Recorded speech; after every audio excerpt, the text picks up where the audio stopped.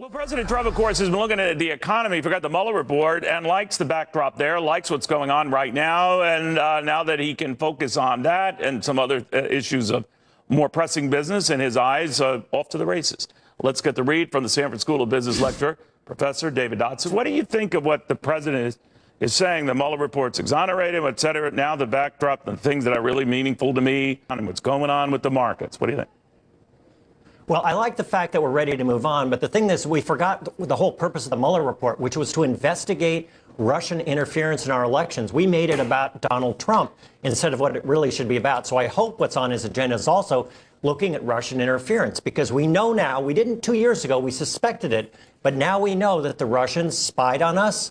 They hacked into computer systems, and they divided us through social media. So I hope that's on his agenda as well, because we've got 2020 coming up, and I don't want Putin in our voting booth next time. You know, David, we've raised it on this show a number of times. I think even you and I got in this in the past, that presidents maybe get a disproportionate share of the blame when the economies head south, maybe too much credit when they're doing well.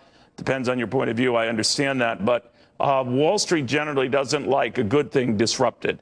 And do you think there is justification for Wall Street to feel relieved now that there won't be a constitutional crisis? Or are they getting ahead of their skis?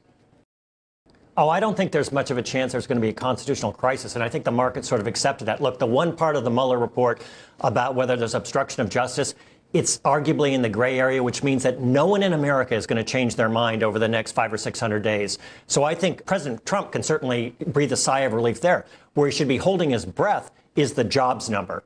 And that's what I think, if I were the president and I was thinking about the 2020 election, that is the only number I would look at. Because right now we have record levels of debt because interest rates have been so low. We know that. And that debt came in the form of student loans and auto loans principally, not really mortgages.